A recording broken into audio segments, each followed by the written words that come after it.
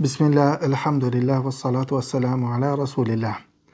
Në këtë ligjërat do t'i trajtojmë shumë çështje që kanë të bëjnë me zakatin e bagtive. Kur themi bagtit, kemi për qëllim këto disa lloje të bagtive, për të cilat është urdhëruar njeriu pronari i tyre që t'i jep zakat për to në qoftë se plotësohen kushtet.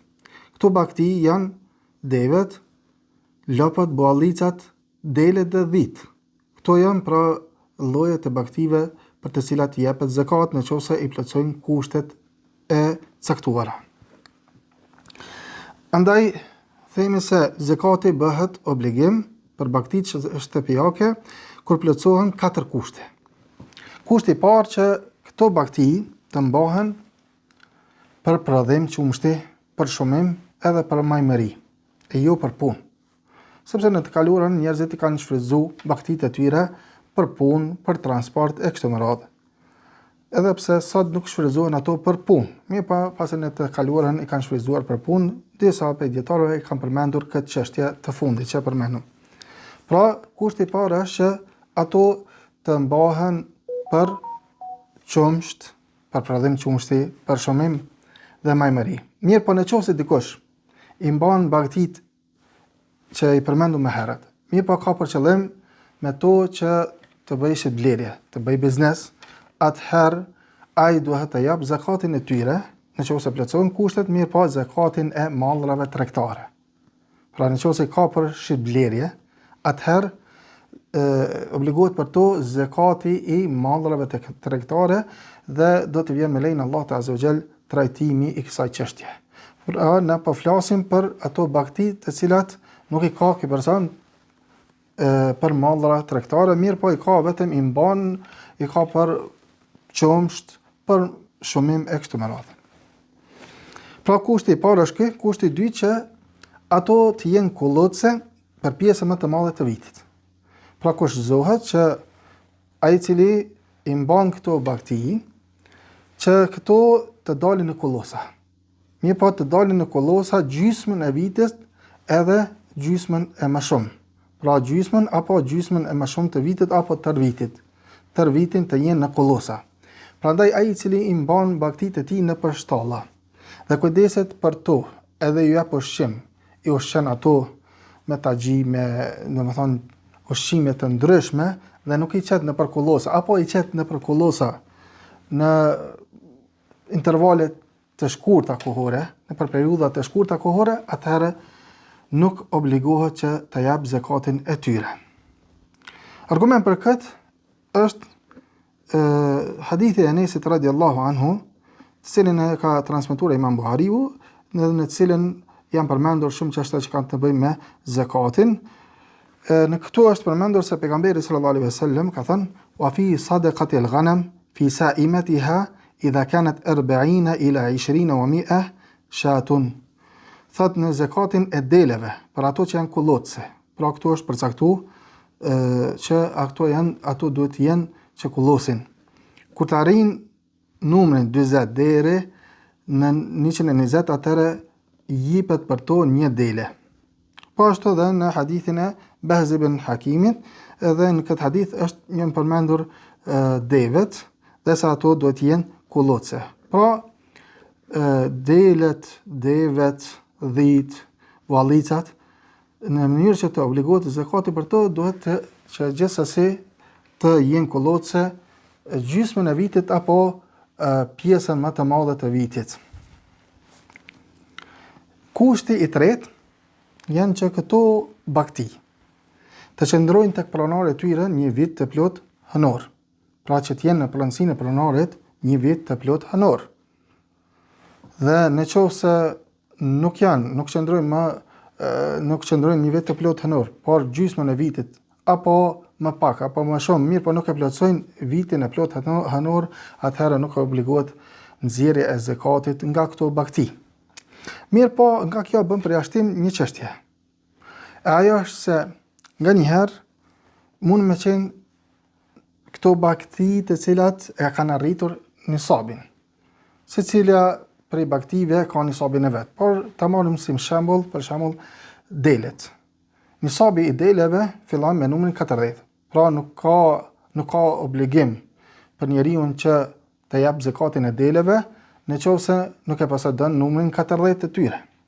Mirë po nëse e ka arritur nisabin, atëherë kushtëzohet që të qëndrojnë ato një vit të plot honor. Mirë po, pas një viti kemi vërejtur se ato janë shumuar. Edhe janë bërë 121. Për arsye se janë shumuar ato bagti, ato dele bashkë me qengja janë shumuar edhe janë bërë 121 dele. Atëherë sa duhet të jepet zakati për to? Themi zakati për to duhet të jepet jo në bazë të numrit të fillimit, në bazë të numrit të nisabit që ka arritur, sepse bagtit kullotëse kur shumon gjatë vitit, atëherë viti i qengjave, viti i viçave, viti tyre llogaritet sipas vitit të nënave të tyre. Prandaj jepet zakati për tërë pasurinë. Në këtë rast jepet zakati i 121 deleve, e jo i të 40-ve që i ka poseduar në fillim të vitit. Kushti i katërt është që bagti të arrijnë nisabin e caktuar, të arrijnë kuotën e caktuar që ka përcaktuar Allah Azza wa Jalla dhe pejgamberi sallallahu alaihi wasallam. Dhe nëse pyetemi se cili është nisabi i bagtive, përmendëm se bagtit për të cilat obligohet njeriu që të jap zakatin e tyre, nëse plotësojnë ato kushtet e lartë përmendura, janë devet, delet, dhit, lopët dhe boallicat. Për devet nuk do të flasim, për arsye se në vendin tonë nuk ka deve. Për mos me ngarku më shumë, sepse aty ka shumë detaje, atëherë nuk kemi nevojë edhe me i trajtu në mënyrë të hollësishme këtë zakatin e deveve. Atëherë kalojmë te zakati i lopëve. Sa është nisabi i zakatit të lopëve? Ka ardhur në hadithet pejgamberit sallallahu alaihi wasallam për caktimin e nisabit të lopëve. Për shembull, e kemi hadithin Aliut radhiyallahu anhu dhe kemi hadithin e Muadhit radhiyallahu anhu. Në hadithin Aliut radhiyallahu anhu, pejgamberi sallallahu alaihi wasallam ka thënë: "Wa fil baqar fi kulli 30 tabi'a wa fil 40 musinna wa laysa 'ala al-'awamil shay." Thot për lopët, në çdo 30 krer lop ka ose duhet të jepet zakat për çdo 30 krer lop, një vjeç, një vjeçar. Dhe në çdo 40 apo 40 krer lop, atëherë jepet zakat një lop 2 vjeçare. Dhe në vazhdim hadithi tha se nuk ka zakat për kafshët e punës, për ato të cilat dikush i përdor për punë, qysh janë përdorur ato në kohrat e mëhershme. Ndërsa në hadithin e Muadhit radhiyallahu anhu, kur ka dërguar pejgamberi sallallahu alaihi wasallam në Yemen, e ka urdhëruar që të marrë amarahu an ya'khudha min al-baqar min kulli 30 tabi'a aw tabi'an aw tabi'atan wa min kulli 40 musinna. Pejgamberi sallallahu alaihi wasallam kur e ka dërguar në Yemen, e ka urdhëruar që ta marrë zakatin e lopëve nga çdo 30 krer lop, një veç apo më shqer, një veçare. Do të thonë, mundet me përzgjedh me marr ose një veç mashkull apo një më shqer femër. Mirë po që të jetë e moshës një veçare dhe në çdo 40, në çdo 40 krer, atëherë ka obliguar që ta merr një lop 2 vjeçare. Dhe pastaj detyrimi, obligimi vazhdon sipas këtij rregulli. Do të thonë në çdo 30 krer lop, atëherë një veç apo më shqer një veçare dhe në çdo 40 atëherë një lop 2 vjeçare. Prandaj mund me thonë kështu. Ta marrë në shembull, do të thonë nisabi fillon me numrin 30 dhe themi se prej 30 deri në 39 duhet të jepet një veç apo më shqer një vjeçare. Prej numrit 40 deri në 59. Do të thonë nuk e ka për obligim njeriu që ta jap zakatin në mes këtij numri, një zakat tjetër ose një numër tjetër. Do të thonë prej numrit 40 deri në 59 nuk e ka për obligim përveç se ato që është përcaktuar këtu. E që është, do të thonë, një lop 2 vjeçar. Një lop 2 vjeçare. Prej 40 deri në 59 një lop 2 vjeçare. Ndërsa nëse arrin numri I lopëve tek ai numrin 60, atëherë ka për detyrë të nxjerrë zakatin e 2 viçave apo mëshirave 1 vjeçare, dhe kjo vazhdon kështu deri në numrin 69. Domethënë prej 60 deri në 69, 2 viça apo mëshira 1 vjeçare, dhe prej 70 deri në 79, 1 vjeç apo mëshirë 1 vjeçare dhe 1 lopë 2 vjeçare, dhe kështu në çdo 30, 1 vjeç apo mëshirë 1 vjeçare, dhe në çdo 40 atëherë 1 lopë 2 vjeçare. Zakati në lopë, dhe këtu hyn edhe buallicat. Sepse edhe ato, për ato obligohet zakati, në qoftë se arrin nisabin dhe në qoftë se I plotësojnë kushtet që I kemi përmendur më herët, edhe për ato jepet zakati, dhe zakati për lopë dhe për buallica është I bazuar në ijma, në konsenzus të dietarëve dhe në hadithet që I përmendum më herët. Sa është nisabi I deleve dhe I dhive? Me thonë një lloj pasurie tjetër për të cilën obligohet dhënia e zakatit për to janë bagëtit nga delet dhe dhit. Nuk ka zakat, nuk ka obligim që dikush ta jap zakatin e asaj pasurie që posedon nga delet apo dhit apo së bashku prej tyre, me thonë, përveç se nëse e arrin numrin 40. Pra, nëse I posedon dikush 30, 10, 20, 39, nuk ka për obligim e dhënë zakatin atyre deleve. Nëse arrin prej 40 deri në 120, jepet zakat një dele. Prej 121 deri në 200, 2 dele, dhe prej 201 deri në 300, atëherë jepen zakat 3 dele. Nëse numri I deleve kalon 300, atëherë për çdo 100 jepet 1 dele. Dhe mund me qartësu edhe më shumë këta, kur mund me thonë kështu se në 400 dele jepen 4 dele. Në 500 dele jepen zakat 5 dele. Në 600 6 dele, në 700 7 dele dhe kështu me radhë. Dhe nuk ka zakat midis numrit 300 dhe 400. Pra, nuk ka zakat midis numrit 300 deri në 399. Mirë, në momenti kur arrin numrin 400, atëherë obligohet që të nxjerrë zakatin e deleve duke japur 4 dele. Nisabi I deleve, pra, është ky, dhe në qoftë se këto dele, qysh edhe për lopët që e sqaruam më herët, në qoftë se ka përgatitur ose I ka për qëllim që me to të bëj tregti, të bëj shpëblerje, atëherë e jap zakatin e mallrave tregtare. Vjen disa çështje, disa rregulla që lidhen me zakatin e bagtive shtëpiake. Ai I cili posedon këtë lloj pasurie, prej bagtive, nga lopët, nga buallicat, nga delet edhe dhit. Kur vjen koha e zakatit, nuk është ndaluar që të jap zakat kafshë shumë të vjetra, të moshume, domethënë kafshë shumë të vjetra, e as kafshë që posedojnë tëmeta. Tëmeta, domethënë për arsye se këto që janë me tëmeta nuk pranohen edhe për kurban, prandaj edhe në zakat nuk pranohen. Domethënë ato të cilat nuk pranohen që të theren si kurban, ato edhe nuk pranohen që të japen në zakat.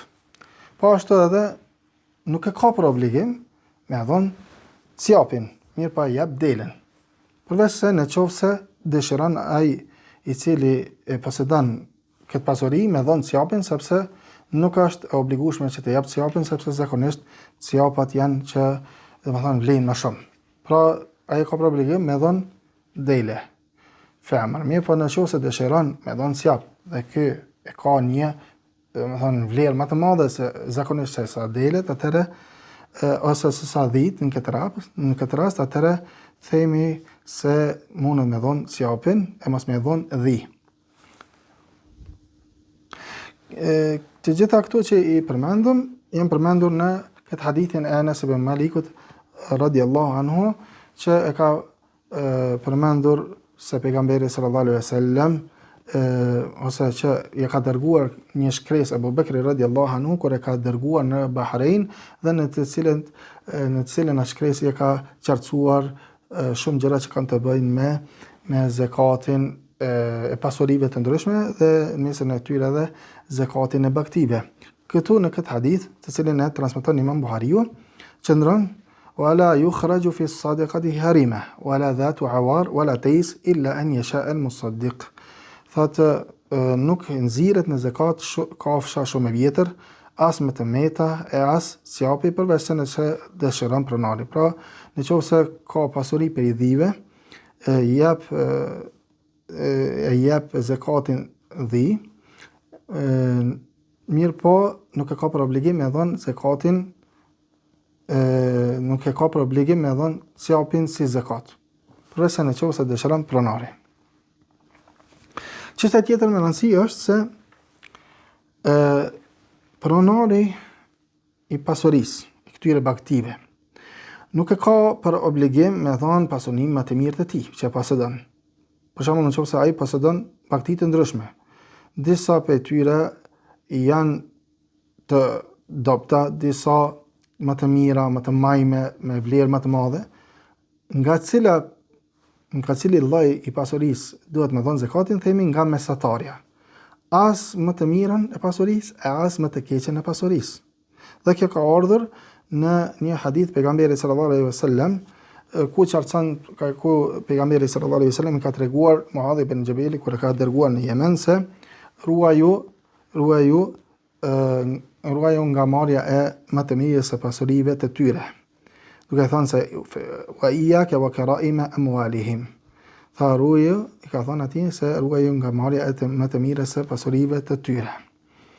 Pra, jepet nga mesatarja, sepse kështu ka ardhur në një hadith tjetër nga pejgamberi sallallahu alaihi wasallam, mirë po që nuk do ta citojmë në gjuhën arabe, mirë po ka ardhur se mirët ose jepet zakati nga mesatarja e pasurisë, përveç se nëse e tërë pasuria është pasuri e cila ka vlerë shumë të lartë, atëherë mirët nga kjo pasuri, ato dele, dhi, apo lop, apo edhe buallica, të cilat e kanë vlerën pak më të lartë.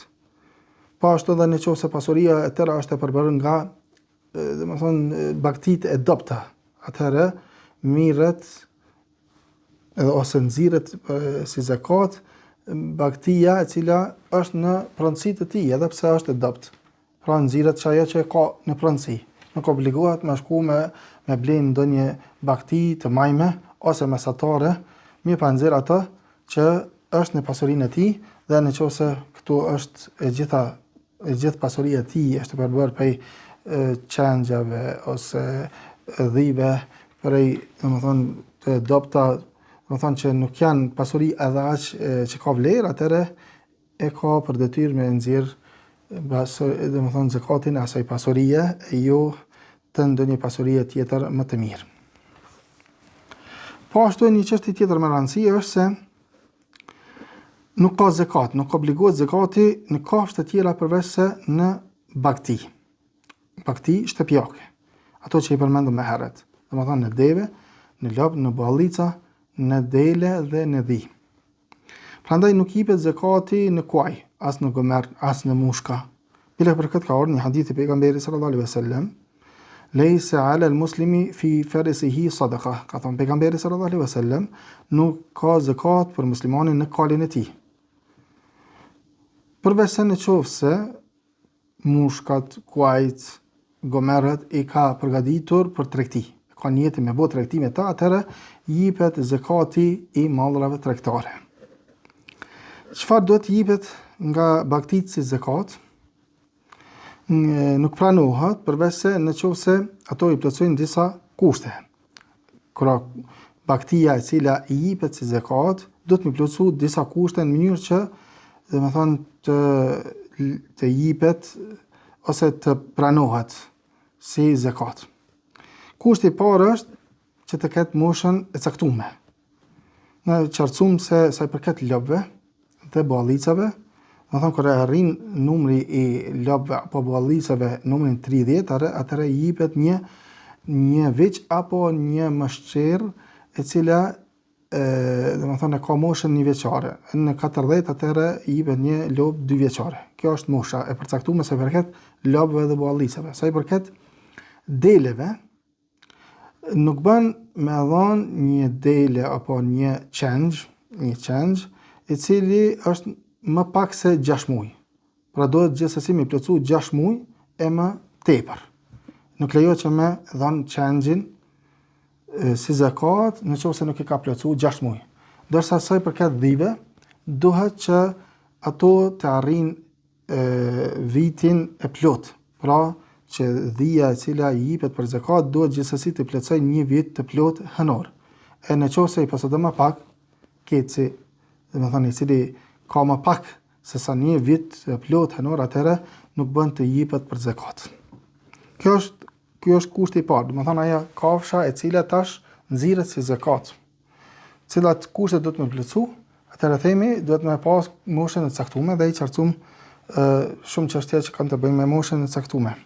Kushti i dytë, sa i përket deleve dhe dhive, jepet femër, jo mashkull, ndërsa sa i përket lopëve dhe buallicave, atëherë jepen edhe mashkull edhe femra. Kushti i tretë që mos ketë të meta, këtë e qartësuam edhe më herët kur kemi fol, dhe kushti i katërt që domethënë jetë nga mesatarja e pasurisë. As ti mos merret, as mos tipet e më mira, as më keqja. Dhe çështja e fundit, e cila është e rëndësishme, dhe kjo vlen vetëm për disa njerëz. Është një çështje që ka të bëjë me bashkëpronësinë në bagtit kulluce.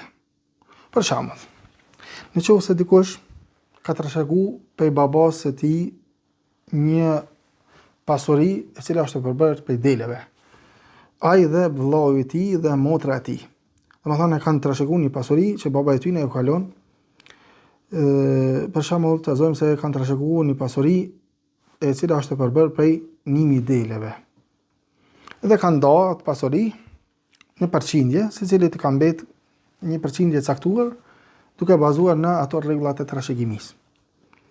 Mirë po kanë thënë se masi që kemi trashëguar këtë pasuri, atëherë pa konsiderojnë si pasuri të vetme, sepse nuk kemi nevojë tash me gjetë barie, me gjetë shtallë, secili prej neve shtallë të posaçme, apo bari të posaçëm, apo kulloz të posaçme, apo taxhi, domethënë secili prej nesh. Atëherë pa konsiderojmë si pasuri të vetme, domethënë si pasuri të vetme. Domethënë si pasuri e vetme, atëherë këta janë bashkëpronar. Ose ta marrim shembull tjetër. Për shembull nëse 2 persona, 2 shok, kanë thënë se po hina një biznes ose po blejnë atë dele. Dhe këto dele po kemi problem me gjetë bari. E po kemi problem edhe me vendos në shtalla, domethënë të ndryshme. Atëherë po bëhemi bashkëpronar dhe po e marrim një shtallë caktuar, po e bëjmë një vend caktuar dhe një bari caktuar dhe domethënë po e bëjmë një pasuri të përbashkët. Kjo është ajo bashkëpronësia. Edhe kjo ka ndikim pastaj në japjen e zakatit. Kjo për arsye se në hadithin e Enesit që e përmendëm më herët, i cili është në Sahihun e Buhariut rahimahullah, pejgamberi sallallahu alaihi wasallam aty ka thënë: "Wala yujma'u bayna mutafarriqin wala yufarriqu bayna mujtami'in khashyata as-sadaqah." Nuk bashkohet ajo që është e ndarë dhe nuk ndahet ajo që është e bashkuar nga frika e dhënies së zakatit. Pra, përzierja, bashkimi e pasurisë kur realizohet sipas kushteve të caktuara, i bën 2 pasuri që të konsiderohen si një pasuri e vetme. Dhe kuptimi i fjalës pejgamberit sallallahu alaihi wasallam këtu është se për shembull, nëse 2 persona të ndryshëm, domethënë për shembull Muhamedi dhe një emër tjetër, për shembull dhe Zeidi apo Enesi, të marrim shembull një person me emrin Muhammed, një person me emrin Enes. Të dy kanë një pasuri e cila është e përbërë prej deleve. Mirë po, secili prej tyre i ka nga 20 dele. 20 dele ky, 20 dele ky. Në qoftë se nuk do të kishin pasurinë e përbashkët, nuk do të kishin bashkëpronësinë e tyre, atëherë asnjëri prej tyre nuk do të ishte qenë obligim dhënia e zakatit për këto dele, se nuk e kanë arritur nisabin. Mirë, po në momentin që këta marrin vendim që me bo pasurinë e këtyre të përbashkët, atëherë kanë obligim që ta dhënë një dele si zakat, sepse kanë arritur këto dele zakatin apo nisabin e tyre, e që është numri 40, që ju kemi sqaruar më herët. Pra, në qoftë se marrim vendim që ta bëjmë bashkë, të jenë bashkëpunëtor në atë pasuri dhe ajo pasuri e tyre arrin nisabin e deleve ose të lopëve, atëherë obligohen që ta japin zakatin e asaj pasurie, në këtë rast një dele. Dhe në qoftë se vjen për shembull fundi i vitit hënor, në moment kur e kanë për obligim me dhënë zakatin e asaj pasurie, këta pretendojnë se nuk janë bashkëpronor, secili ka pasurinë e vet.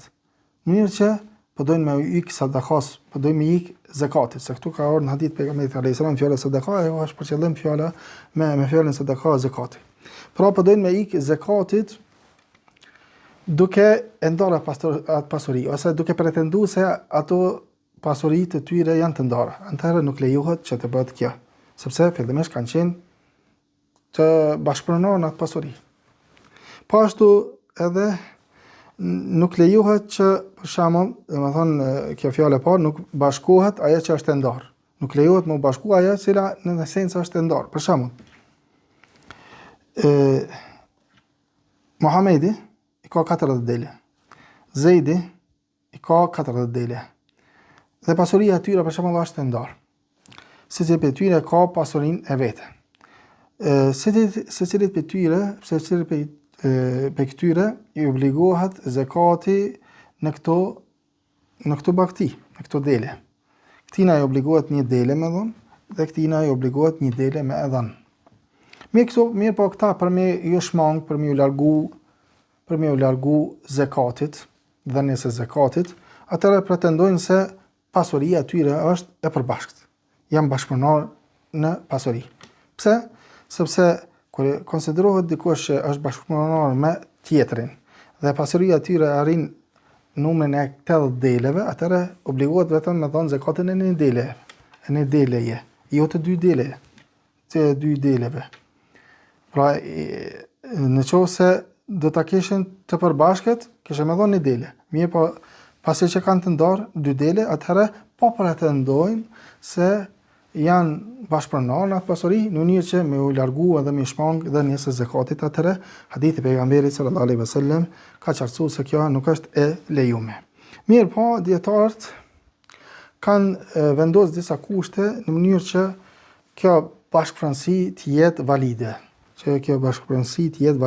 dhe që domethënë të merr hukmin e asaj çka e përmendëm më herët, se të konsiderohet një pasuri e vetme.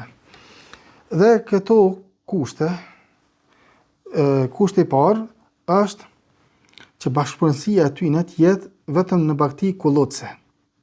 Ato që përmendëm më herët.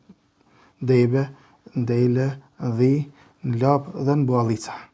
Dhe nëse dy persona, vëllau dhe motra apo dy shok, janë bashkëpunëtor, mirë po janë bashkëpunëtor në ndonjë biznes, apo janë bashkëpunëtor për shembull në diçka tjetër, përveç baktive, në orë dhe argjend, në para kështu me radhë, atëherë themi se nuk vlen këto që do t'i përmendëm për këtë lloj pasurisë. Pra vlen vetëm për baktit kullotse. Që ka në hadithin e pejgamberit alayhis salam, nuk bashkohet ajo që është e ndarë dhe nuk ndahet ajo e cila është e bashkuar duke ikur zakatit. Kjo pra vlen vetëm për baktit, jo për pasuritë e tjera të mallrave tregtare apo të parave e kështu me radhë.